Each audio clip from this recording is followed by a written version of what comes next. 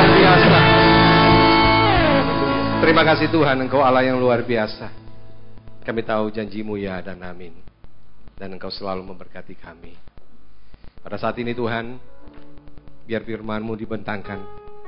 Biar kami boleh mengerti akan segala rencana-Mu, akan segala kehendak-Mu di dalam setiap kehidupan kami. Berbicaralah melalui mulut hamba-Mu Tuhan. Pakai hamba-Mu yang serba terbatas ini menjadi satu saluran berkat di mana kami percaya Tuhan akan membuat tidak terbatas untuk menyampaikan setiap kebenaran firman Tuhan. Dan hidup kami diberkati. Terima kasih Bapak, kami bersyukur. Kami siap menerima firman Tuhan pada siang hari ini. Yang siap menerima firman Tuhan bersama saya, katakan haleluya. Baik, silakan duduk saudara. Seperti biasa, Bapak Gembala tidak berada bersama dengan kita, dan kami dipercayakan untuk mewakili beliau untuk bisa menyampaikan kebenaran firman Tuhan. Adapun firman Tuhan pada siang hari ini, kita akan berbicara tentang 4 dimensi. Berbicara tentang 4 dimensi adalah berbicara tentang dimensi kehidupan yang penuh dengan mujizat yang dikerjakan oleh kuasa Roh Kudus. Saudara yang dikasihi Tuhan, saya percaya di tempat ini, semua kita yang ada di tempat ini, itu ingin hidup yang berhasil, ingin hidup diberkati, bahkan ingin hidup berkelimpahan. Amin. Berapa banyak yang ingin hidup berkelimpahan? Haleluya. Yang menjadi pertanyaan adalah, bagaimana kita mendapatkan hidup yang diberkati, hidup yang berkelimpahan? Terkadang, seringkali keinginan seperti ini, seringkali kita dengar, hanya menjadi sebuah keinginan, tetapi tanpa ada suatu wujud nyata di dalam kehidupan kita. Kenapa? Ini yang selalu menjadi pertanyaan. Kenapa? Satu jawaban yang perlu saudara sadari bersama. Karena kita tidak pernah mau bergerak untuk merubah kehidupan atau kebiasaan diri kita. Terkadang ketika kita mengalami hal-hal yang terpuruk, kita hanya menyerahkan segala nasib kita. Seolah-olah kita tidak bisa berbuat apa-apa. Perhatikan, seorang petani, jika dia tidak mau melaksanakan tanggung jawabnya, membajak, kemudian menabur benih, memupuk, bahkan memelihara tanaman, maka jangan berharap dia akan menikmati hasil di akhir musim. Di samping itu, ia pun bergantung kepada satu kekuatan di luar dia. Sebab dia tidak mampu untuk menumbuhkan benih itu. Dia tidak mampu untuk menurunkan hujan. Dia tidak mampu untuk mendatangkan matahari, untuk memberi kehidupan tanaman itu dengan baik, sehingga dia bisa menikmati hasil yang terbaik. Jadi, ketika kita bergerak, maka Tuhan akan bergerak. Itu ada kerjasama. Tanpa itu, maka kita tidak akan mendapatkan hasil yang terbaik. Demikian dengan diri kita. Kalau kita menginginkan sesuatu yang baik, maka kita harus mampu bangkit, membangun, melakukan sesuatu. Dengan demikian, Tuhan akan mau bergerak. Di dalam Yohanes 15 ayat 5b, berkata bahwa firman Tuhan berkata bahwa kamu tidak dapat melakukan apa-apa di luar aku. Jadi jelas harus ada kerjasama. Kita lihat di dalam Yohanes 15 ayat 5. Dikatakan demikian, saya bacakan buat saudara. Akulah pokok anggur dan kamulah ranting-rantingnya. Barang siapa tinggal di dalam aku dan aku di dalam dia, ia akan berbuah banyak. Sebab di luar aku, kamu tidak dapat berbuat apa-apa. Jadi bukan dengan kekuatan kita, bukan dengan kemampuan kita, Tetapi yang Tuhan inginkan, kita mau bergerak. Melangkah, bukan hanya tinggal diam. If you move, God will move. Jadi jangan pernah kita memasrahkan keadaan kita dengan keadaan yang apa adanya.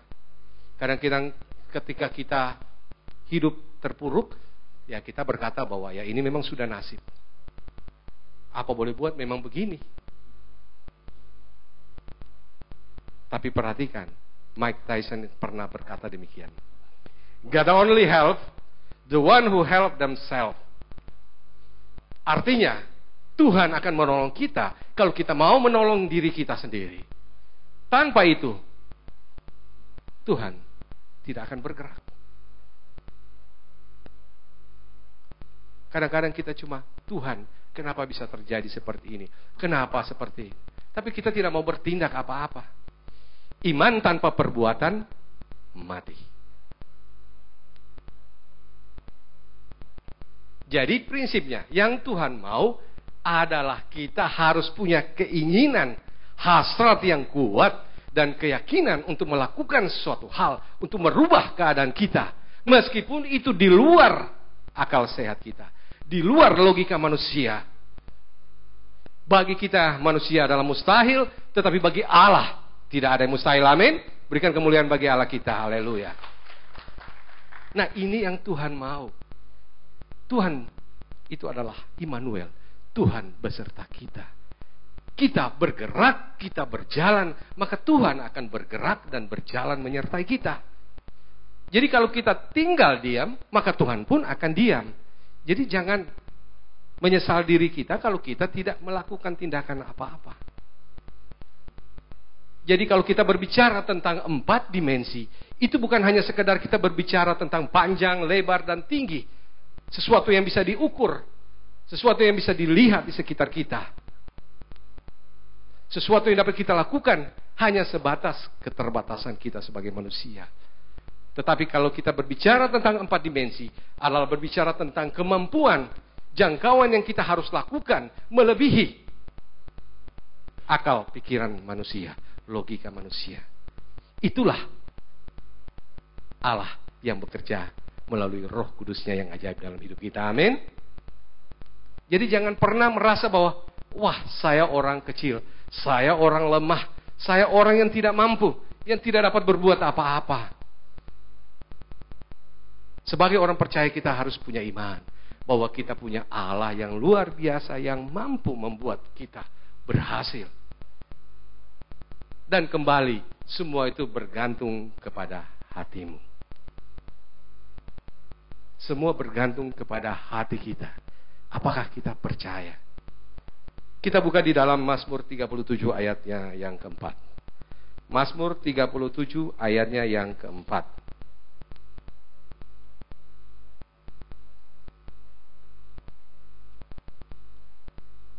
Mazmur 37 ayat 4 udah ketemu?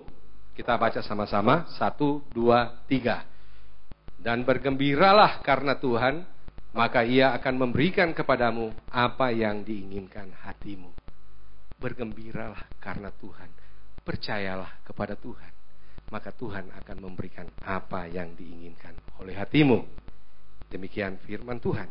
Jadi seluruh aspek yang terjadi di dalam kehidupan setiap orang itu berfokus, berpusat di dalam hati kita. Sebab itu di dalam Amsal 4 ayat 23 itu dikatakan demikian. Jagalah hatimu dengan segala kewaspadaan, karena dari situlah terpancar kehidupan.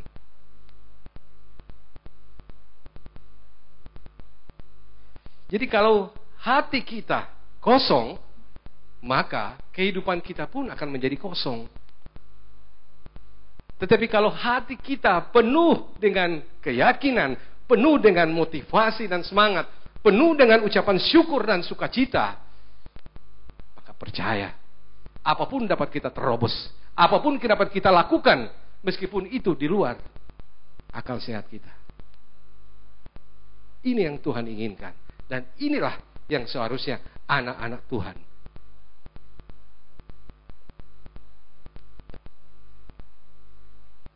Saya pernah membaca sebuah kisah tentang seorang pemuda di Amerika yang bernama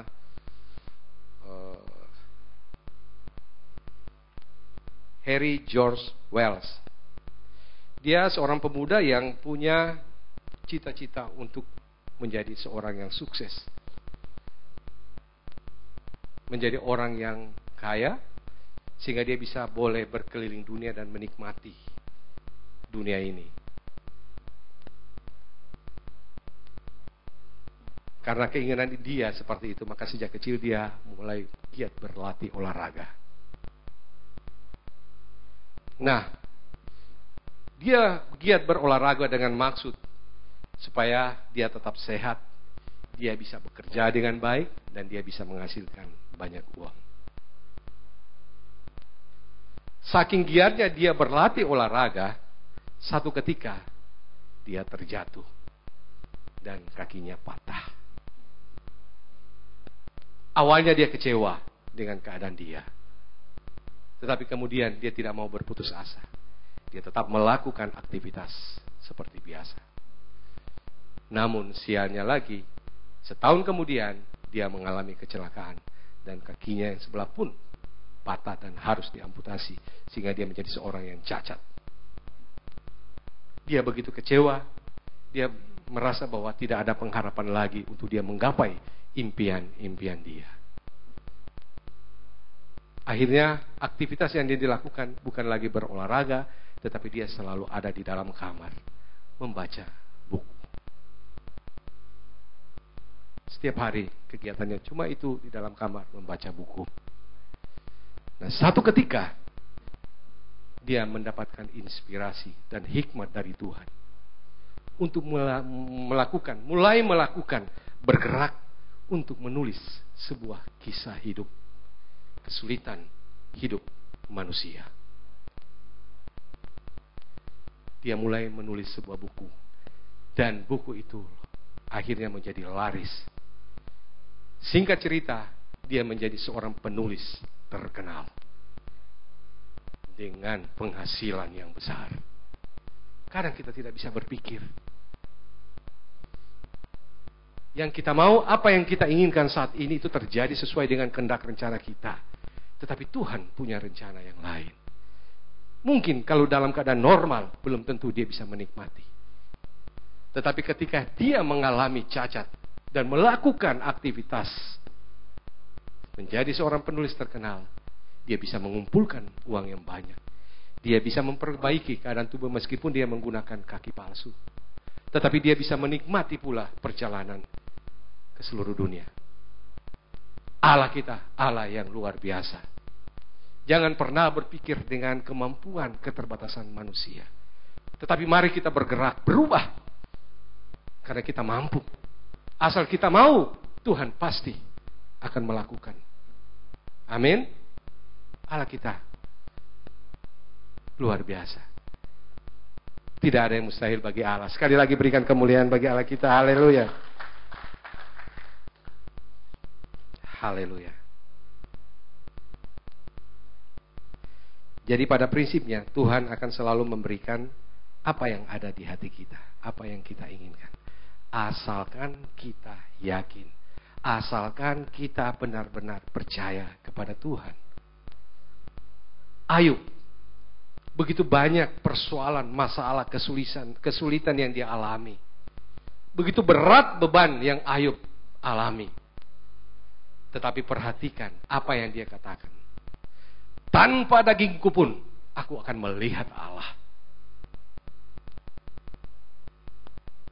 Ini sesuatu yang luar biasa. Meskipun dalam keadaan apapun terpuruknya dia, tapi dia percaya bahwa dia akan melihat Allah dan Allah akan memampukan dia untuk kembali hidupnya diberkati. Dan apa yang terjadi? Hidupnya diberkati 2 kali ganda dibandingkan dengan kehidupan lamanya. Karena apa? Dia percaya. Ketika dia percaya dan dia mau bergerak, maka Tuhan pasti turun tangan. Ketika kita angkat tangan, Tuhan pasti turun tangan. Yang paling penting adalah kita harus memulai apa yang kita mau.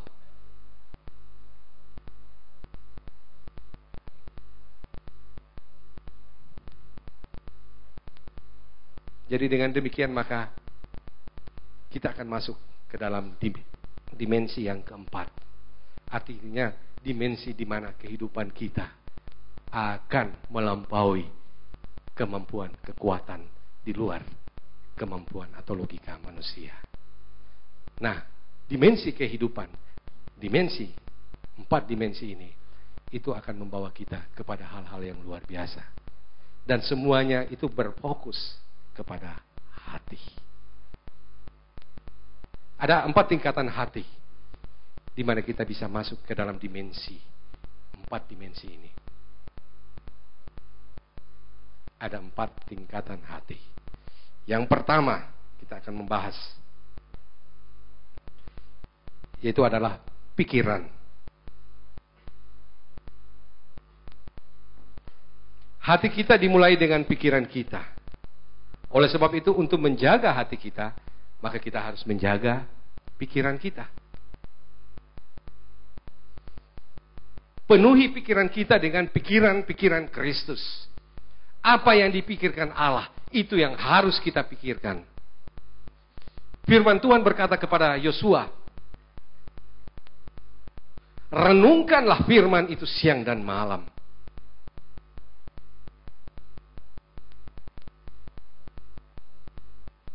Renungkan, pikirkan firman Tuhan itu siang dan malam.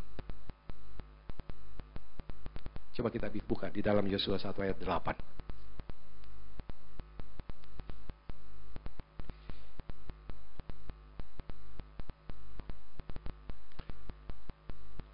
Janganlah engkau lupa memperkatakan kitab Taurat ini, tetapi renungkanlah itu siang dan malam, supaya engkau bertindak hati-hati sesuai dengan segala yang tertulis di dalamnya. Sebab dengan demikian, perjalananmu akan berhasil dan engkau akan beruntung. Jadi, penuhi pikiran kita ini dengan pikiran-pikiran Kristus. Pikiran-pikiran Kristus ada di dalam Alkitab. Kalau kita mau merenungkan janji firman Tuhan, maka setiap langkah kita, setiap tindakan kita, kita akan berhasil, bahkan beruntung. Kuasai pikiran kita dengan pikiran-pikiran yang benar. Apa yang kita pikirkan, itulah kita. Kita buka di dalam Amsal 23 ayat 7a. Amsal pasal 23 ayat yang ke-7 bagian A. Amsal 23 ayat 7 bagian A.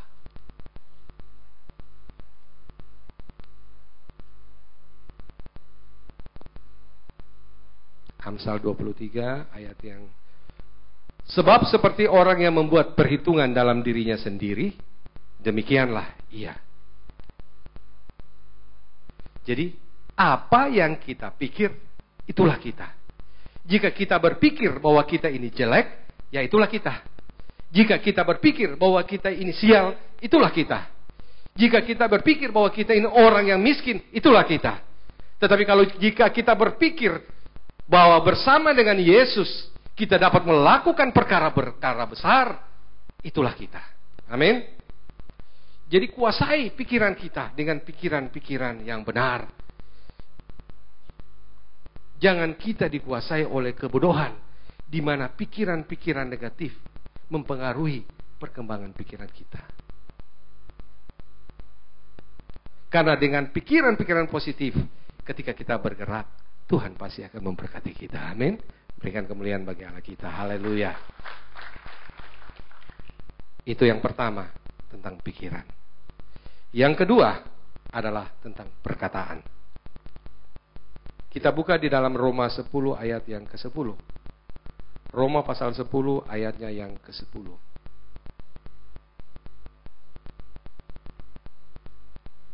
Saya bacakan buat saudara. Roma 10 ayat yang ke-10. Karena dengan hati orang percaya dan dibenarkan, dan dengan mulut orang mengaku dan diselamatkan. Perkataan kita akan membangun atmosfer kehidupan. Itu sebabnya Bung Karno dan Bung Hatta harus memproklamasikan kemerdekaan Indonesia itu dengan suara yang lantang di depan banyak orang. Karena perkataannya dia itu dibutuhkan untuk membangun atmosfer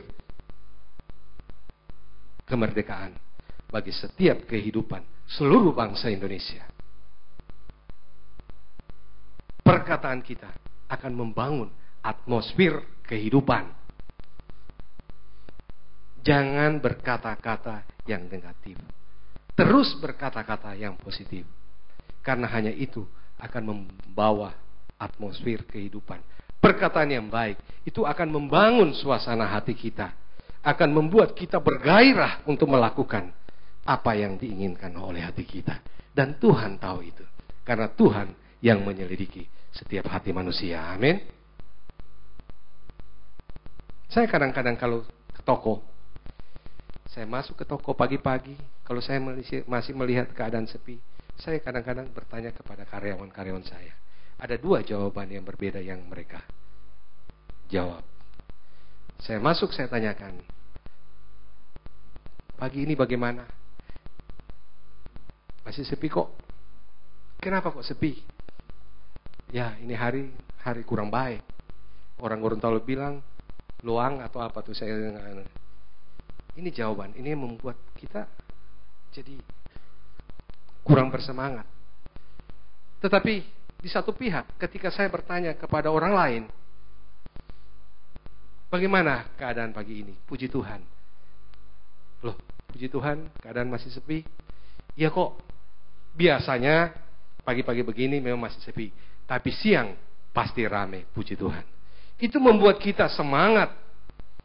Sehingga ketika kita melihat, meskipun toko itu masih sepi, kita semangat untuk mengatur sesuatu, untuk melakukan hal-hal yang kira-kira nantinya kalau keadaan ramai, orang bisa tertarik dengan apa yang kita lakukan. Itu memberikan semangat bagi kita. Tetapi kalau ditanya, wah memang hari tidak baik, itu membuat hati kita pun akan loyo. Sebab itu, mari kita belajar untuk memperkatakan hal-hal yang baik. Firman Tuhan berkata, mati hidup dikuasai oleh lidah. Siapa yang suka menggemakannya, itu akan memakan buahnya. Ketika kita berkata-kata dengan positif, maka kita akan mendapatkan hasil yang positif. Tetapi kalau kita berkata-kata dengan negatif, maka hasilnya pun akan negatif. Iblis akan memakai kata-kata negatif itu untuk menghancurkan kehidupanmu. Amin. Mari lakukan apa yang terbaik. Karena dengan belajar tentang 4 dimensi, maka sesungguhnya Tuhan punya keinginan bahwa kita menyadari, kita mampu untuk melakukan jauh lebih banyak daripada apa yang kita pikirkan. Dan apa yang lebih banyak daripada apa yang kita doakan. Karena Tuhan tahu bahwa kita punya kemampuan untuk itu melalui Roh Kudus yang Dia sudah berikan kepada kita sebagai penolong. Mari kita berikan kemuliaan bagi Allah kita. Haleluya. Baik, selanjutnya.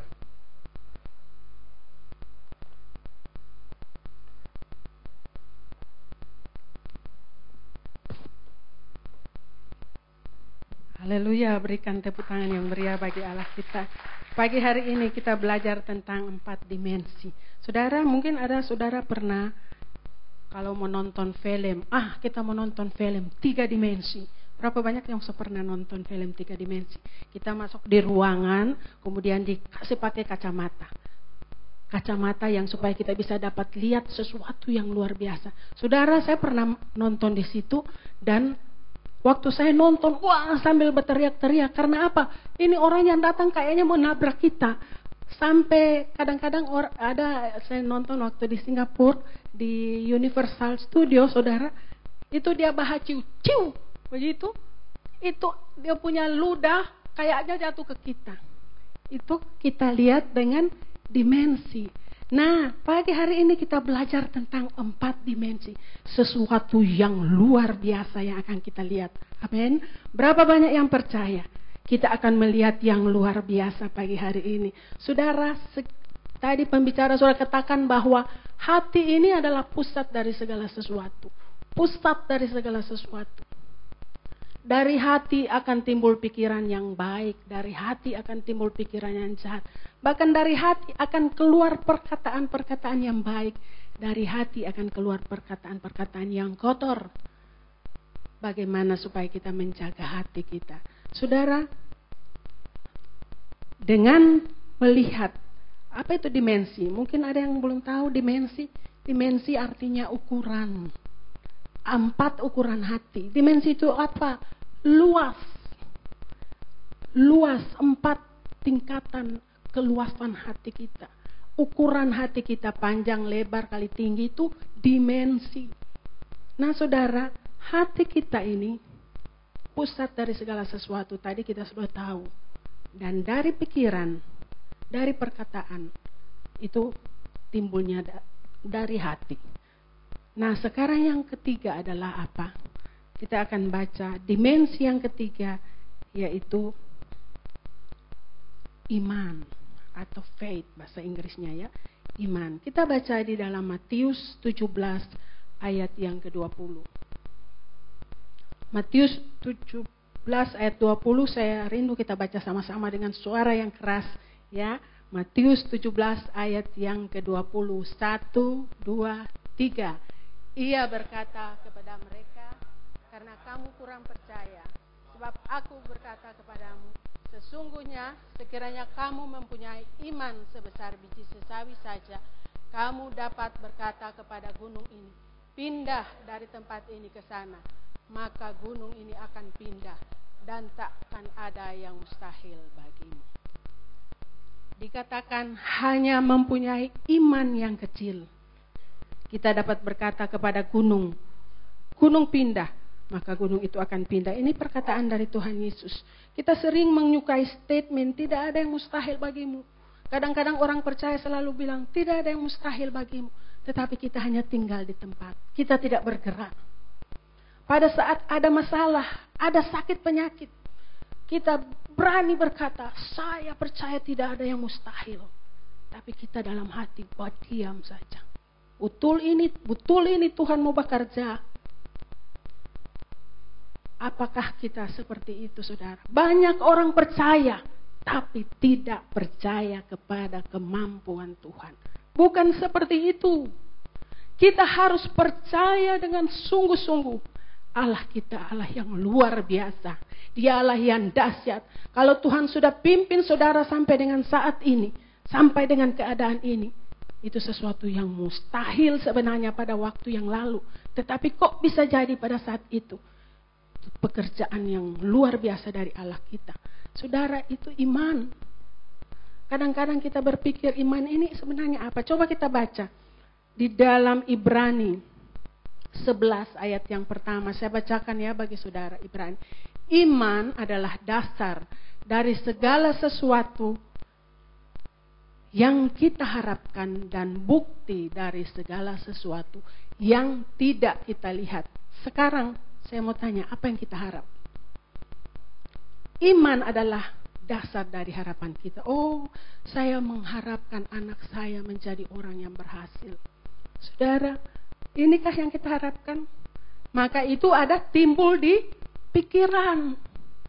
Timbul di pikiran kita. Saya mengharapkan anak saya berhasil. Timbul di pikiran. Kemudian kita akan berkata, anaknya masih kecil. Nah, engkau pasti jadi anak yang pintar. Kamu pasti berhasil. Pak, saya punya matematika cuma jelek. Tidak, pasti kamu akan berhasil. Banyak belajar. Dan perkataan ini akan masuk dalam hatinya. Itu perkataan. Dan iman adalah apa? Kita terus percaya. Saya percaya anak saya berhasil. Berapa banyak yang percaya ini? Saudara, itulah iman. Maka kita akan melihat anak kita akan bertumbuh sesuai dengan iman kita. Pada waktu dia remaja, tiba-tiba dia kok jadi anak yang nakal. Dia anak yang tidak sesuai dengan keinginan kita. Tapi apakah kita terus percaya? Oh, saya terus percaya. Anak saya pasti menjadi anak yang berhasil. Tapi pada kenyataannya enggak. Dia remaja, kemudian dia menjadi anak yang tidak sesuai dengan keinginan kita. Saudara, apa kita terus akan berpikir dia akan menjadi yang baik? 4 dimensi hati mengajarkan kita supaya kita terus mempunyai pikiran Kristus. Kita terus mempunyai perkataan Kristus. Dan kita terus beriman. Baru 3 dimensi kita terus akan melakukan kepada anak ini. Tidak, walaupun dia nakal. Saya percaya Tuhan tetap akan mengembalikan dia. Saya percaya. Dan itu ialah iman. Saudara, apakah saudara sakit? Dan saudara sudah tidak pernah putus pengharapan. Dikatakan iman adalah dasar apa yang kita harapkan. Saya harapkan saya sembuh. Saudara, maka saudara harus mempunyai iman. Senggol kiri kanan saudara, katakan punyailah iman. Katakan kiri kanan saudara, katakan punyailah iman. Hanya kecil saudara. Maka itu yang kita akan harapkan itu menjadi bukti terjadi dalam hidup kita. Itu yang dimaksudkan. Sebab di dalam Roma 1 ayat yang ke-17. Roma 1 ayat 17. Coba kita baca bersama-sama ya. 1, 2, 3. Sebab di dalamnya nyata kebenaran Allah yang bertolak dari iman dan memimpin kepada iman. Seperti ada tertulis, orang benar akan hidup oleh iman. Tepuk tangan yang meriah bagi Allah kita. Berapa banyak yang orang benar? Mari angkat tanganmu. Saudara yakin saudara orang benar? Saudara dibenarkan oleh Tuhan. Saya orang benar, saya dibenarkan bukan karena kebenaran saya. Tapi saya dibenarkan oleh Tuhan. Dan kita hidup oleh iman. Kita percaya Tuhan membenarkan kita. Saudara, soal iman, seperti tadi saya katakan, seorang tua yang mengharapkan anaknya. Demikianlah Tuhan. Kita ini diciptakan untuk tujuan Allah. Kita sudah tahu pelajarannya. Kita ini diciptakan untuk tujuan Allah. Jadi pada waktu Allah menciptakan kita, Dia sudah punya rencana akan menjadi apa kita di dalam dunia ini. Dia sudah tahu di dalam bayangannya. Seperti Yeremia katakan, aku tahu rancanganmu kepadaku untuk mendatangkan damai sejahtera. Dan bukan kecelakaan. Untuk memberikan kepadamu masa depan yang penuh pengharapan. Itu sudah rancangan Tuhan. Tetapi pada waktu kita lahir, kita ada di dalam dunia ini. Kadang-kadang rencana itu maksudnya bergeser. Keluar dari rencana Allah. Tetapi Allah punya rencana tetap ya dan amin karena Dia Allah yang luar biasa. Nah, kita anak Tuhan harus imani ini. Jangan pernah putus pengharapan dengan kehidupan kita. Jangan pernah putus asa dengan keadaan kita. Terus kita imani. Walaupun ada masalah, persoalan, problem dalam hidup kita, kita harus punya iman. Bahwa kita pasti bisa, kita pasti berhasil, kita pasti menang. Seperti saudara pernah ingat cerita Harun ya. Harun ini adalah kakaknya Musa. Jadi pada waktu, saudara boleh baca dalam 2 Samuel. Pada waktu Musa dipanggil Tuhan naik ke atas gunung Sinai. Di atas gunung Sinai itu Musa 40 hari lamanya. Kemudian Allah bilang kepada Musa, Musa, nanti aku akan angkat Harun menjadi imam. Sehingga dia akan memakai baju efod. Dia akan masuk keluar ke dalam kemah suci. Dan dia tidak akan mati. Karena dia adalah seorang imam. Ini perkataan Allah kepada Musa. Tetapi apa yang terjadi saudara tahu? Pada waktu Allah berkata begitu kepada Musa, Harun di bawah gunung. Sementara membuat lembu emas untuk berhala. Saudara lihat, pada saat saudara berdiri di posisinya Harun, pasti saudara pikir, kurang ajar ini kakak Musa. Nah, pada PAD ada pergi menghadap Tuhan Allah, tapi dia bikin berhala di bawah. Orang kepala angin, tetapi saudara tahu di balik, di atas gunung, Allah punya rencana yang luar biasa kepada Harun. Engkau Harun itu, aku akan menjadikan dia seorang imam. Saudara, pada waktu Musa turun, dia punya pikiran, perkataan iman bahwa kakaknya ini akan menjadi imam. Tapi waktu dia turun, dia lihat, oh Harun ada membuat lembu emas. Dia manusia, dia ambil, dia marah kepada Harun. Berapa banyak di antara kita seringkali kepada anak-anak kita, kepada persoalan-persoalan kita lihat tidak mungkin. Kenapa saudara tidak menarik diri masuk, naik di atas gunung Allah dan melihat bahwa rencana Allah itu baik. Masa depan saya baik. Masa depan anak-anak kami baik. Keluarga kami baik. Usaha baik. Jangan ada tinggal di bawah gunung. Saudara, inilah yang disebut dengan iman. Berapa banyak yang percaya? Saya tidak tahu apa yang menjadi persoalan masalah di dalam kehidupan saudara pagi hari ini. Tetapi selalu kalau ada persoalan masalah, mari masuk dalam 4 dimensi. Sesuatu yang tidak bisa kita lihat secara kasat mata. Tetapi kita harus naik ke atas gunung. Apa itu naik ke atas gunung? Kita harus masuk bertemu dengan Allah. Dan kita melihat menurut pandangan Allah. Karena hanya Allah yang mempunyai pandangan melewati jangkauan mata manusia. Kita hanya bisa melihat jauh. Kita tidak perlu lihat di bawah gunung. Oh, masalah masih banyak. Ini kenapa sih Harun masih bikin berhala? Jangan saudara. Pada saat saudara masuk ke bawah, saudara akan melihat masalah sangat besar. Saudara harus naik di atas gunung. Dan bertemu sendiri dengan Allah. Dan saudara akan melihat sebenarnya tujuan Allah baik. Dia Allah yang luar biasa. Amin. Tepuk tangan yang meriah bagi Allah yang luar biasa. Saya cepat saja. Di yang keempat, 4 dimensi ya. Yang keempat adalah visi dan mimpi. Visi dan mimpi. Kita baca di dalam Yoel 2 ayat yang ke-28.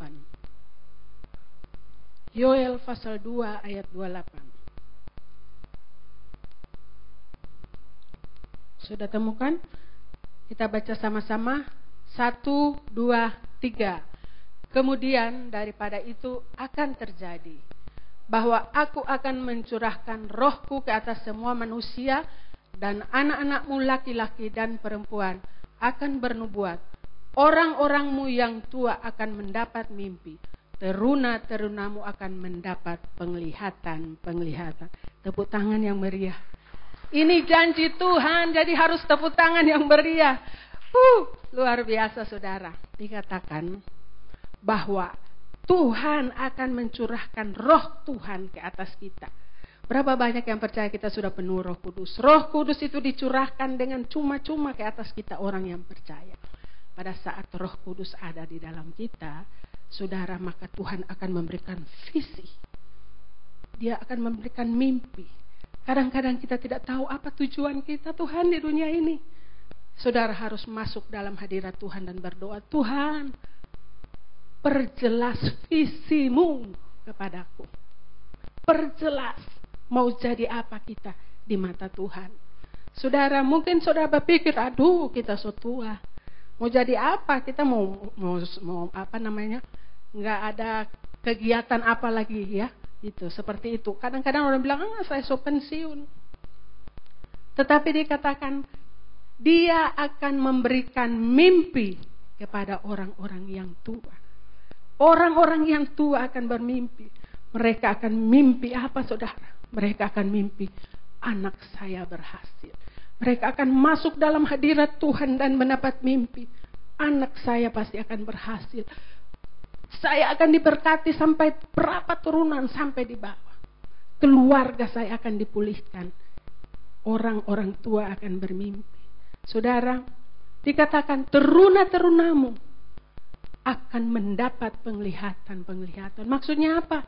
Anak-anak muda akan melihat visi dari pada Allah, dari Allah. Dan mereka akan melakukan hal-hal yang luar biasa. Saudara, tidak usah jauh-jauh kita kasih contoh ya. Di tempat ini, pada waktu gereja ini masih pindah-pindah.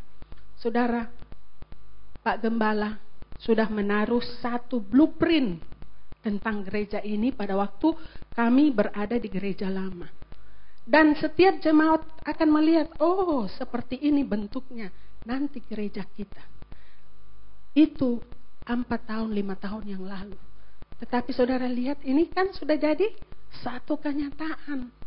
Seperti itu Allah memberikan kita visi. Dia hanya taruh visi di dalam pikiran kita. Kemudian kita akan perkatakan itu dengan iman.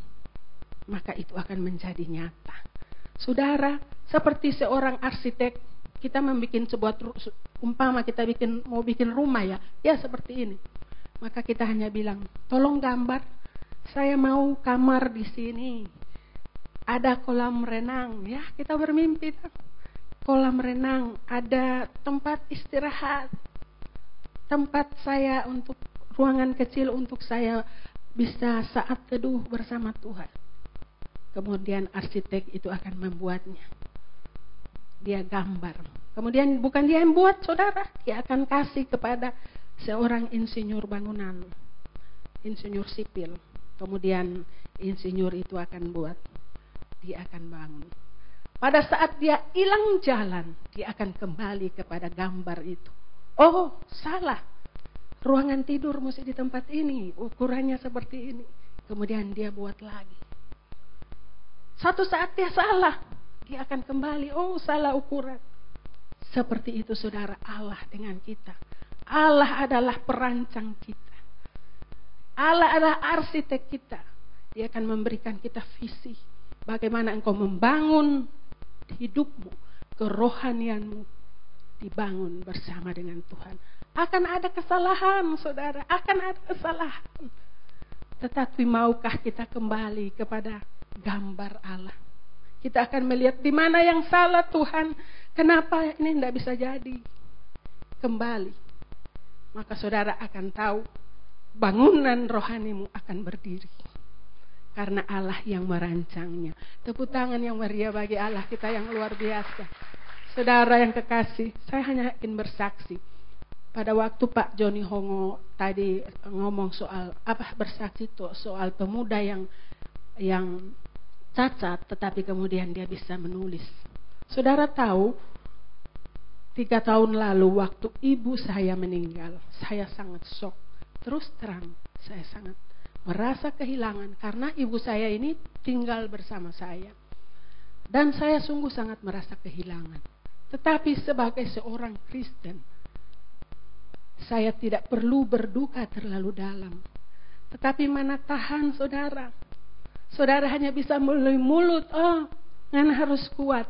Saya bisa tunjukkan kepada anak-anak keluarga saya kuat.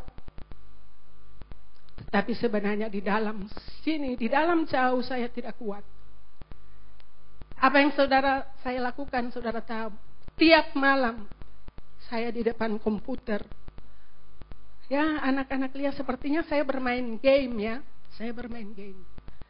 Tapi waktu tidak ada orang, saya unek-unek dalam hati saya tulis. Saya tulis terus apa dalam hati. Apa yang terjadi saudara tahu? Ide tiba-tiba muncul, Roh Kudus bilang, kenapa kamu tidak menulis mengenai ibu kamu? Kalau kamu tahu ibu kamu sangat mengasihimu, sangat luar biasa. Kenapa kamu tidak menulis tentang ibu kamu? Akhirnya saya bikin riwayat hidup mengenai mama saya. Saya tulis apa dia punya kebaikan. Saya tulis apa dia punya hasrat. Saya tulis antusiasnya apa. Kenapa dia bisa umur panjang. Saya tulis. Dan saya terbitkan sebuah buku. Saya heran saya bisa menulis. Saudara, itulah yang dimaksudkan dengan Allah. Kalau kita berada dalam keterpurukan dan ketidakmampuan, masuk dalam hadirat Tuhan, terus dalam hadirat Tuhan, dan saudara pasti akan menemukan sesuatu yang Allah taruh di dalam diri saudara. Itu mustahil saya bisa bikin sebuah buku. Mungkin ada beberapa saudara yang pernah membaca buku itu. Beberapa waktu yang lalu saya ketemu dengan seorang ibu. Dia sudah lama tidak ketemu, dia di Manado. Tetapi pada waktu buku itu saya bagi waktu 40 hari mama saya bagi. Jadi pada waktu itu ternyata dia ada. Jadi waktu dia datang dia bilang, aduh so lama tidak ketemu ya. Itu mami buku ada resep-resep kue. Dia punya nama, ibu ini bilang, saya ambil resep kue dari buku yang ada di yang saya tulis. Saudara, apakah itu tidak memberkati orang? Apakah saudara hanya mempunyai kemampuan sedikit, coba saudara lakukan sesuatu dengan kemampuan yang sedikit itu, supaya orang lain diberkati. Berapa banyak yang mau?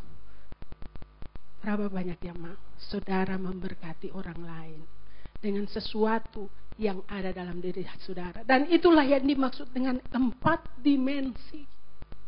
4 dimensi hati. Kita melakukan sesuatu untuk kemuliaan Tuhan. Mari tepuk tangan yang meriah bagi Allah kita. Baik saudara, jadi saudara sudah tahu ya, ada 4 dimensi hati. Pikiran, berpikirlah sesuai firman Tuhan. Berkata-kata sesuai dengan firman Tuhan. Terus beriman apa yang Tuhan taruh dalam hidup saudara. Dan masuk dalam hadirat Tuhan. Minta perjelas visi apa yang Tuhan berikan kepada saudara. Dan saudara masuk dalam visi itu. Tapi mungkin saudara, hanya saya ingin mengingatkan ya. Hanya saya ingin mengingatkan. Di sini ada saya catat. Mungkin saudara lupa. Banyak orang di luar sana, motivator-motivator. Mereka punya bahasa seperti ini.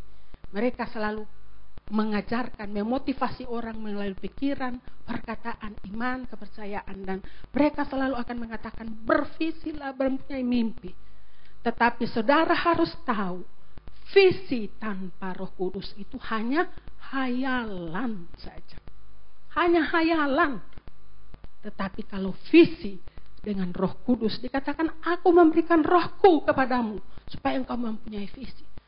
Jika engkau ada Roh Kudus dalam diri saudara, itulah yang akan membuat dia akan naik di sini. Visimu seperti ini, seperti ini, seperti ini. Dan itu pasti akan menang. Roh Kudus adalah Allah kita. Roh Kudus adalah penjaga kita. Dikatakan, aku akan memberikan engkau penolong yang lain, supaya akan menolong engkau. Allah memberikan kita penolong. Siapa penolong? Roh Kudus. Dia akan menolong kita. Oh, kita tidak mampu mencapai mimpi kita, Roh Kudus akan memampukan saudara. Jadi orang dunia boleh bermimpi, motivator mereka akan memotivasi orang supaya mempunyai mimpi. Tetapi tanpa Roh Kudus nggak pernah dapat mimpi itu, saudara. Tidak akan pernah dapat, itu hanya menjadi sebuah mimpi. Tapi Roh Kudus akan memampukan saudara. Maka itu sebabnya bersekutu terus dengan Tuhan Yesus. Bersekutu terus dengan Allah. Dalam Lukas 1 ayat 37 saya rindu kita baca. Dan kita hayati ini benar-benar dalam hidup kita. Lukas 1 ayat 37. Sebab bagi Allah tidak ada yang mustahil. Sebab bagi Allah tidak ada yang mustahil. Jadi apa masalah sekarang yang kita hadapi? Apa persoalan kita? Sesuatu yang mustahilkah? Saudara harus percaya Allah kita tidak mustahil. Tiada perkara yang mustahil. Tinggal kita harus bergerak bersama dengan Roh Kudus. Kita harus bergerak, maka Allah bergerak bersama dengan kita. Coba di dalam Bilangan 23 ayat 19. Saya hanya akan mengingatkan saudara. Itu satu, Allah kita tidak mustahil.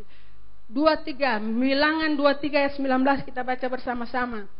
23. Allah bukanlah manusia sehingga ia berdusta, bukan anak manusia sehingga ia menyesal. Masakan ia berfirman dan tidak mau melakukannya, atau berbicara dan tidak menepatinya. Saudara yang merasa ragu-ragu dengan Allah, ini firman buat saudara. Dia katakan Allah itu bukan manusia. Dia tidak pernah berdusta. Kalau dia sudah janji pasti dia tepati. Makanya dia katakan, dia sudah janji kepada Israel, tapi Israel banyak kepala angin. Tetapi Allah sudah janji, terus dia tepati, saudara. Nah, ini harus kita percaya. Kalau Allah sudah menjadi Allah kita, Yesus Kristus sudah menjadi Allah kita, kita tahu kita ada berjalan bersama visi Allah.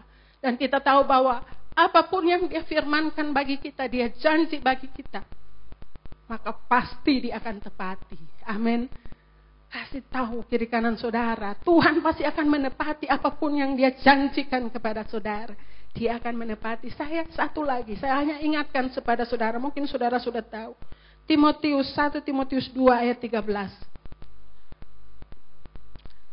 Oh, luar biasa Allah di dalam hidup kita. Tinggal bagaimana kita memilih, apakah kita memilih percaya atau tidak. 2 Timotius 12 ayat 13. 2 ayat 13.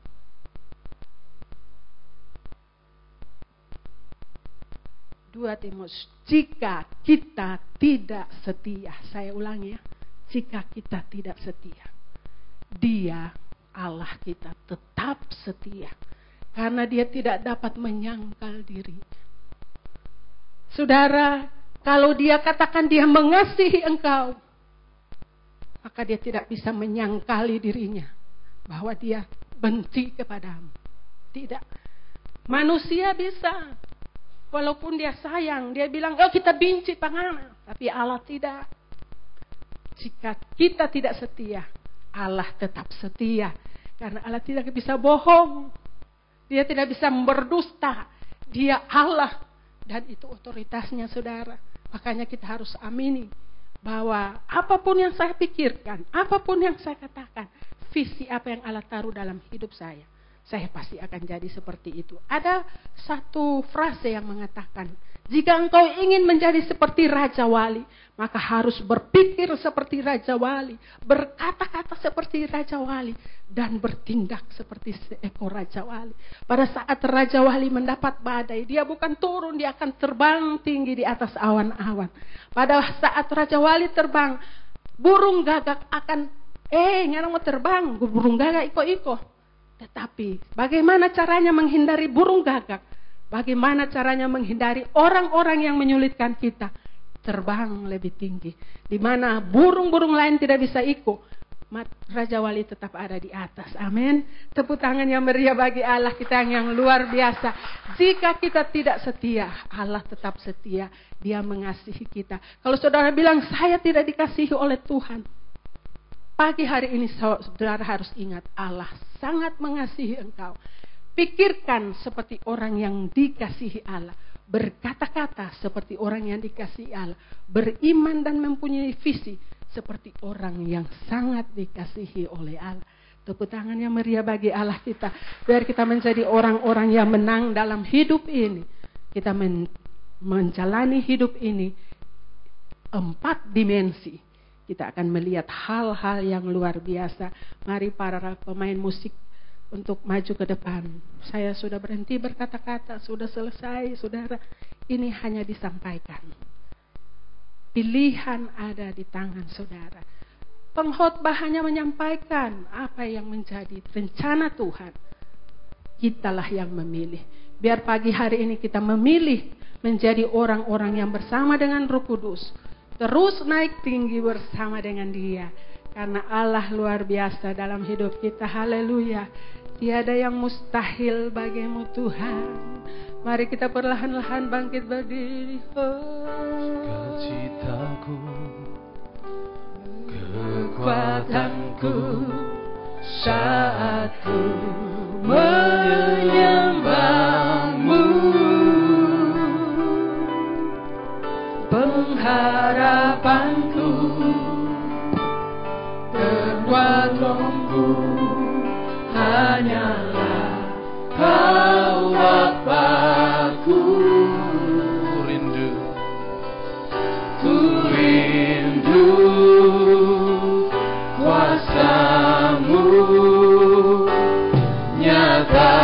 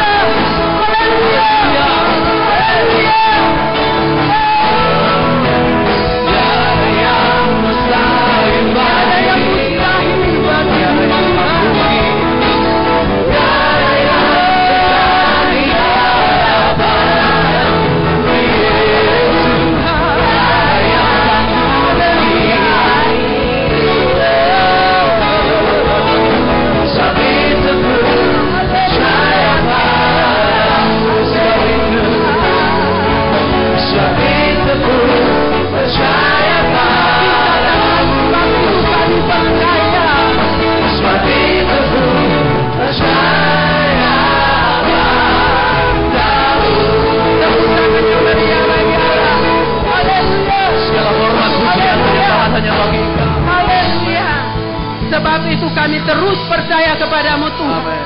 Allah yang luar biasa, Allah yang menjadi Allah kami, Amin. Allah yang kami andalkan di dalam hidup Yes. kami. Engkau luar biasa bagi kami Tuhan. Tiada perkara yang mustahil. Oh, kami percaya.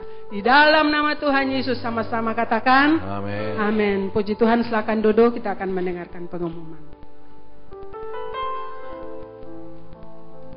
Puji Tuhan, kita sudah dengar firman yang begitu indah. Lewat firman, biarlah kita lebih diberkati lagi. Dan kita mau selalu bersandar pada Tuhan. Puji nama Tuhan, kita akan memberi persembahan untuk pembangunan. Mari para petugas tampil ke depan. Mari saudara, kita tundukkan kepala, kita berdoa. Kami datang padamu mengucap syukur Tuhan karena Engkau baik. Engkau selalu memperhatikan setiap anak-anakmu yang ada pada siang hari ini. Lewat apa yang sudah disampaikan Tuhan, lewat firman-Mu yang sudah disampaikan oleh hamba-Mu. Biarlah firman itu tertanam dalam setiap kehidupan kami.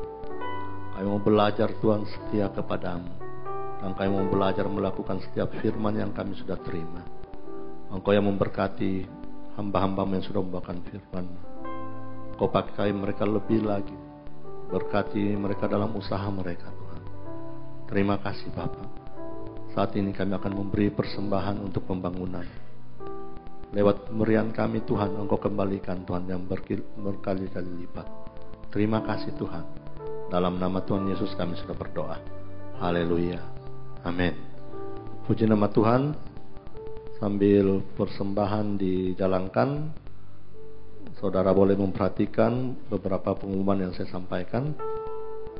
Untuk bagi jemaat yang baru pertama kali hadir bersama kami di tempat ini, tadi telah dibagikan renungan dan kupon yang saudara bisa tukarkan dengan minuman dingin di toko buku di lantai 1 setelah ibadah ini selesai.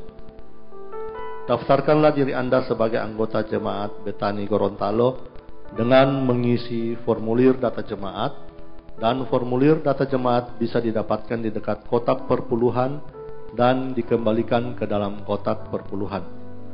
Untuk ibadah doa puasa 40 hari akan dimulai kembali pada hari Selasa tanggal 9 Juli sampai dengan Senin 15 Juli pada pukul 19.30 di gereja lantai 2 dan disertai dengan buka puasa bersama. Seluruh pelayan Tuhan wajib untuk menghadirinya. Dapatkan kartu doa yang disediakan di dekat pintu keluar dan dapat dikembalikan di kotak perpuluhan. Ibadah Raya 1 dan 2 minggu depan, tanggal 14 Juli, disertai dengan perjamuan kudus. Jadi mohon perhatian untuk seluruh jemaat dan pelayan Tuhan. Untuk nama-nama di bawah ini, harap bisa maju ke depan, saya akan bacakan. Jadi saudara perhatikan, karena cukup lumayan banyak saudara, jadi saya tidak ulangi. Yang sudah dibacakan, saudara boleh langsung tampil ke depan. Yang pertama, Juli Rosalina Rungkat, Hermawan Sutanto, Felicia Siaman, Sifli Tendean, Florencia Julia Woworuntu, Ruth Modali, Sohrah Widyastuti Budiman, Yani Timparosa, Iwan Pansima, Dona Ramadia, Hartono Rudianto, Lip Muniaga, Jeffrey Makasiahe, Anissa Widyastuti Patajenu, Ilvana, Lisbeth, Ellen Teolemba, Helda Ronina Tololiu, Julius Daengkuma, Simon Jufri Kasenda, Dodi Budi Sutanto, Arianto Sasui, Diane Posuma, Telma Yulita Panurat, Andi Wijaya, Jenny Ardalin Salantin Sirgal, Like Rorin, Mila Krismi, Susanti Rungkat, Rocky Horas, Dedi Dolongpaha, Herman Daengkuma, Herawati Wijaya, Yul Lakalau, Rivaldo Ku, Julio Stefanus, Christian Suawa, Deborah Devi, Indra Ranti, Ibu Sri Wulandari atau Lim Guat Bi, Magdalena Ciandali, Rafika Pinaria, Linda Siulan, dan Sri Armiati Nancy. Cukup banyak saudara yang berulang tahun pada bulan ini. Mari kita Happy birthday. Mari yang lain kalau sudah dipanggil boleh tampil ke depan. Happy birthday. Happy birthday to you. Kalau ada lagi boleh tampil ke depan, tidak usah malu saudara. To you. Happy birthday to you.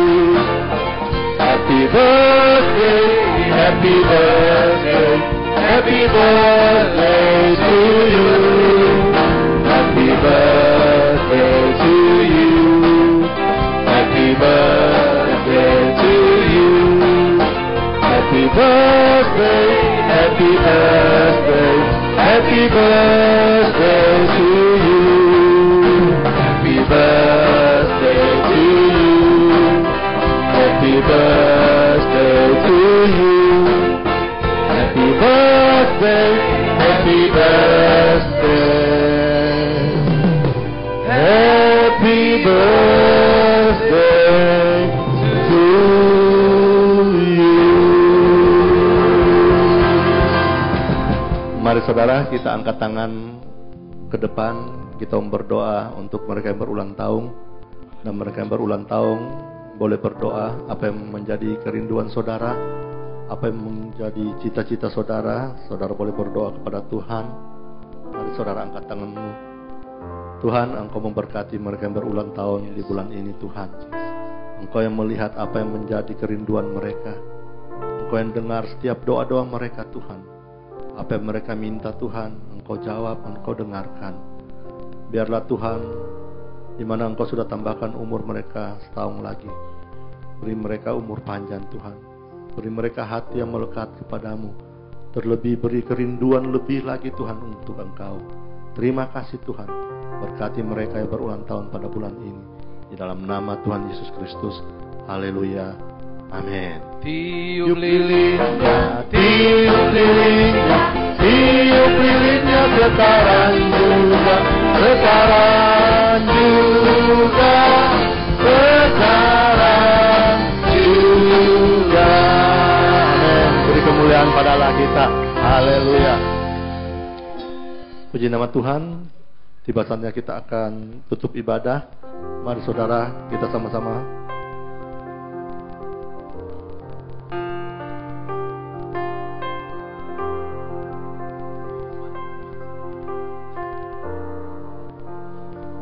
saudara, ada pengumuman lomba talent show anak-anak sekolah minggu.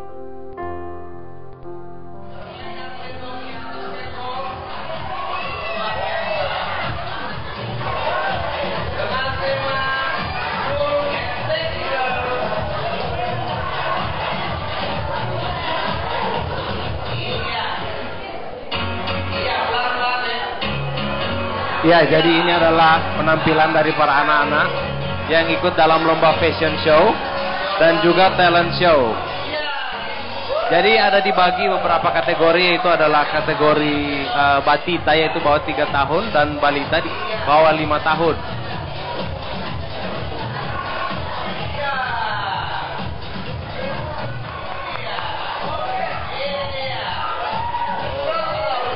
Ya, ini adalah penampilan yang lucu-lucu dari anak-anak sekolah minggu.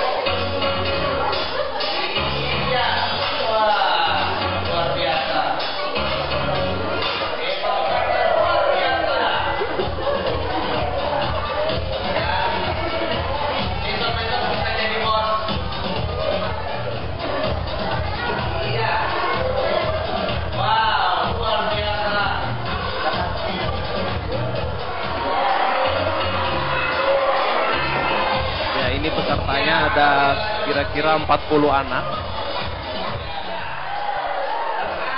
Ya, ini Macho Man.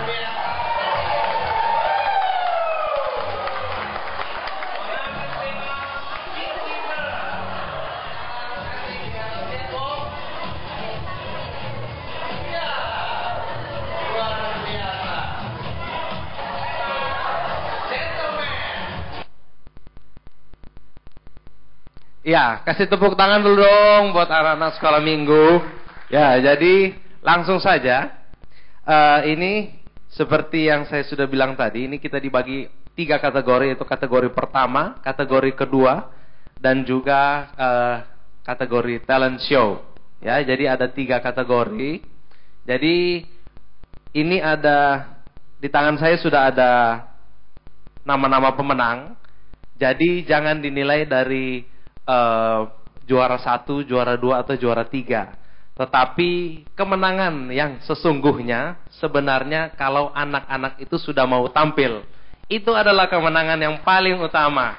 Karena tidak mudah saudara-saudara, anak-anak yang tadinya sudah latihan, itu yang waktu di host tadi itu latihan. Ada yang latihan, tampil semua. Tapi pada saat mau show, sudah mau dinilai, itu tidak berani, banyak yang tidak berani.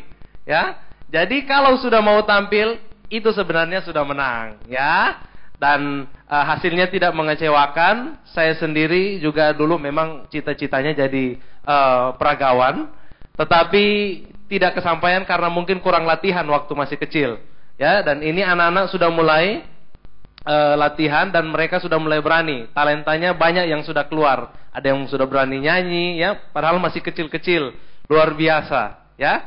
Oke. Jadi saya mau baca pemenang mulai dari kategori yang pertama, ya, kategori 1. Saya mulai dari juara harapan dulu, ya. Oh, ini ada hadiahnya juga. Hadiahnya, piala-pialanya disponsori oleh Anda semua. Jadi saya mau baca pemenang dari kategori yang pertama. Juara harapan adalah Adik Isaac Miliando. Ya, bisa tampil ke depan. Ya, ini adalah penampilannya.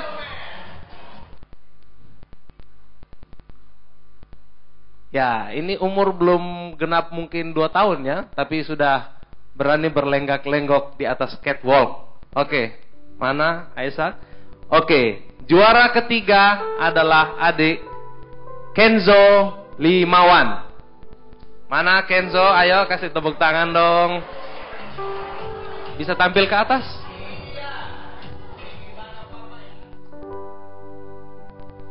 Juara kedua Adik Manuela Pakonda.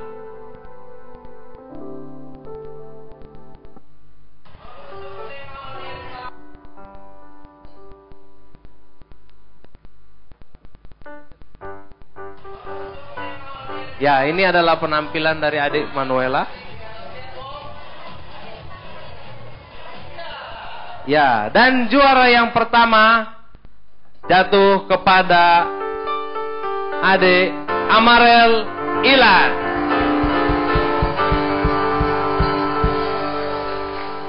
Mana Amarel? Oh, ada. Iya.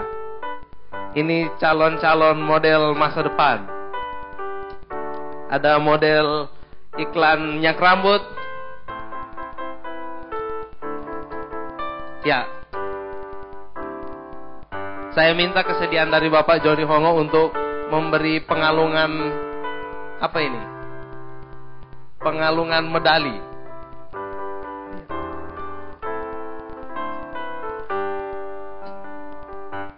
Ya, mulai dari juara harapan atau juara favorit Adik Isaac Miliando. Iya, mana kameramen? Ya, tidak ada. Iya, kasih tepuk tangan. Direkam? Itu direkam yuk. Oke. Juara yang ketiga Adik Kenzo.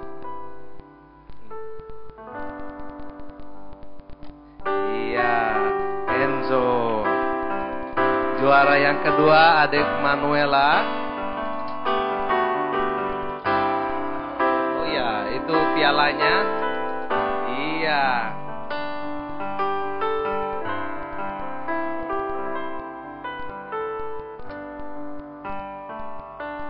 Juara kedua Manuela. Ini pialanya.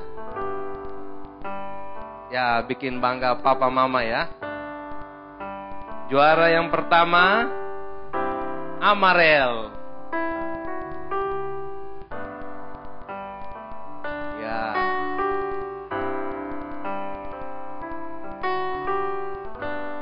Iya. Ini adalah kategori yang pertama dari adik-adik sekolah minggu. Ya, foto bersama. Ya, foto rame-rame. Sekali lagi.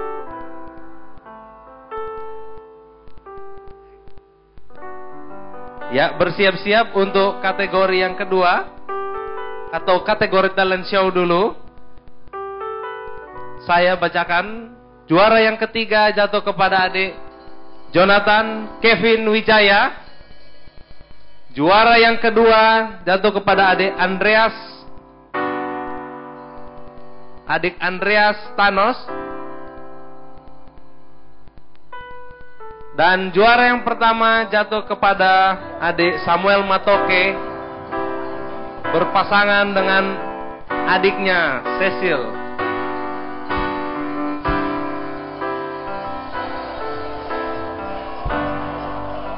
Iya, ini penampilan duet ya. Iya.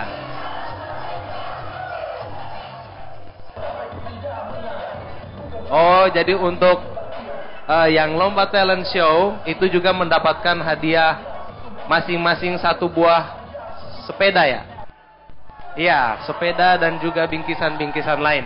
Oke, saya bisa minta kesediaan Ibu Adelheid untuk memberikan pengalungan medali kepada para juara. Juara yang ketiga, adik Jonathan Kevin Wijaya. Ya, ini mewarisi bakat dari papanya ini.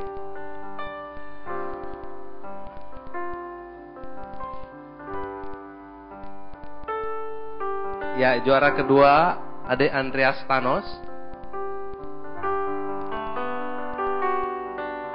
Ya, satu saja. Iya, ini lomba talent show ya. Ya, mereka mewarisi bakat dari orang tua mereka. Ada pialanya? Oh ya, ada pialanya, lupa.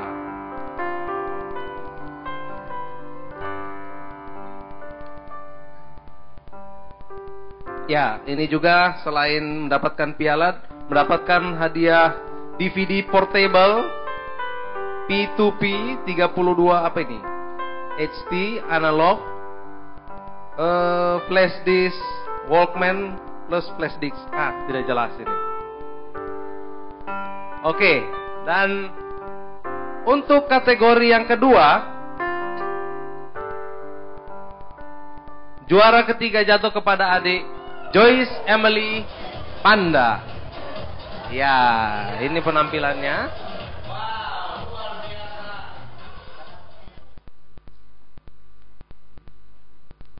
Maya, mana?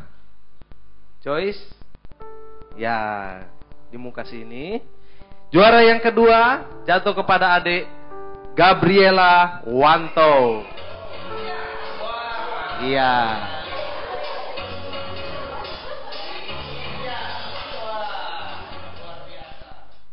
Dan juara pertama jatuh kepada adik Princess Kurniadi. Iya. Mana adik-adik? Ya, ini adalah penampilan dari fashion show kategori yang kedua. Saya minta kesediaan dari Bapak Henry Jonandri untuk memberikan pengalungan medali.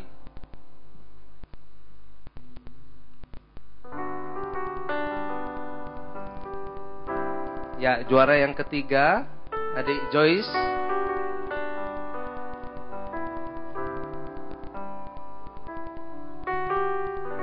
Juara yang kedua, Gabriela.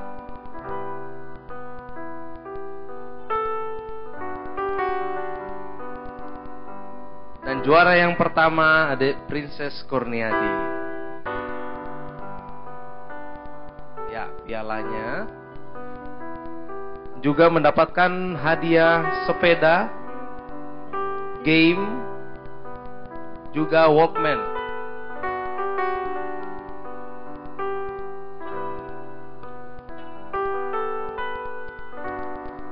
Baik, terima kasih.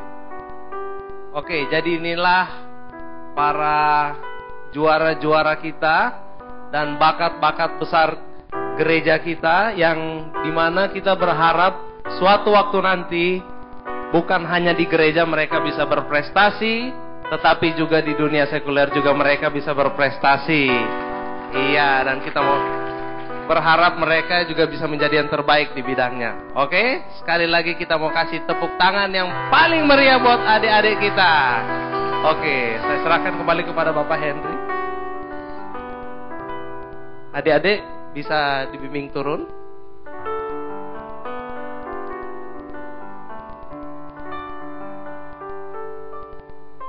Oke, puji Tuhan, kita akan tamatkan ibadah kita. Mari saudara, kita sama-sama bangkit berdiri.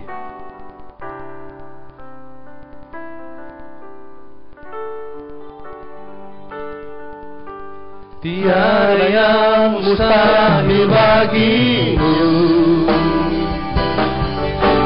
tiada yang sukar di hadapanmu, Yesus. Tiada yang tak mungkin bagimu. Sebab itu ku percaya padamu. Tiada yang mustahil bagimu, tiada yang sukar di hadapanmu, Yesus. Tiada yang tak mungkin bagimu. Sebab itu ku percaya padamu. Sebab itu ku percaya padamu. Sebab itu ku percaya padamu. Mari beri kemuliaan pada Allah kita. Haleluya. Haleluya. Tiada yang mustahil bagi Engkau, Tuhan. Kami tetap percaya dan bersandar kepadamu, Tuhan. Engkau Allah kami. Engkau penolong bagi kami, Tuhan. Dan kami mau belajar lebih lagi, Tuhan, untuk Engkau. Terima kasih, Tuhan. Terima kasih, Bapa. Kami bersyukur, Tuhan. Engkau sudah memimpin ibadah ini mulai dari permulaan, pertengahan hingga akhirnya. Engkau sudah memakai setiap para pelayan-pelayan-Mu, Tuhan. Biarlah Engkau pakai setiap hamba-Mu yang sudah melayani Engkau. Engkau pakai kehidupan mereka, Tuhan. Terlebih setiap kami yang hadir pada siang hari ini, Tuhan. Biarlah setiap kami yang hadir, kami boleh pulang, Tuhan, dengan membawa satu sukacita yang daripada-Mu. Kami boleh pulang membawa kebenangan daripada-Mu. Tuhan, saat ini kami juga berdoa buat hamba-Mu yang tidak sempat hadir bersama dengan kami. Engkau pakai dia, Tuhan, di dalam pelayanannya, Tuhan. Engkau pakai dia lebih, Tuhan, di dalam pelayanannya. Biar dia boleh menjadi alat-Mu, menjadi terang-Mu, Tuhan, di mana dia melayani. Terima kasih, Tuhan. Setiap kami yang hadir pada siang hari ini, Tuhan, kami percaya kami mendapatkan satu pertolongan yang daripada Engkau, satu kemenangan yang daripada Engkau. Terima kasih, Tuhan. Terima kasih, Bapa. Mari saudara, kita datang menyembah Dia. Engkau angkat tangan-Mu. Haleluya. Tiada la la la la la la la la la la la la. Tiada la la la la la la la la la la la la la la. Tiada la la la la la la la la. Tuhan, saat ini kami datang padamu, Tuhan. Biarlah Tuhan, saat ini kami berdoa khusus mereka yang mau mengembalikan persepuluhan kepadamu, Tuhan. Kami percaya, Tuhan, berkat-Mu turun dari surga. Biarlah berkat-Mu turun atas mereka yang akan mengembalikan persepuluhan kepadamu, Tuhan. Apa yang menjadi pekerjaan mereka Engkau berkati Tuhan. Engkau berkati mereka lebih lagi Tuhan. Mari saudara angkat tanganmu.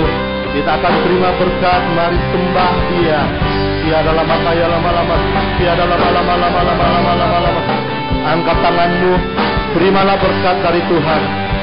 Tuhan memberkati engkau dan melindungi engkau. Tuhan menyinari engkau dengan wajahnya dan memberi kasih sukacita kepadamu. Tuhan menghadapkan wajahnya kepadamu dan memberi damai sejahtera. Diberkatilah engkau pada engkau masuk dan diberkatilah engkau pada waktu engkau keluar. Tuhan memerintahkan berkat-Nya ke atasmu, ke dalam lumbungmu dan ke dalam segala usahamu. Apa saja yang kau perbuat, dibuatnya berhasil. Biarlah berkat ini tercurah mulai saat ini sampai hari Maranatha di dalam nama Tuhan Yesus Kristus. Dan terima berkat sama-sama katakan amin. Selamat siang, Tuhan memberkati.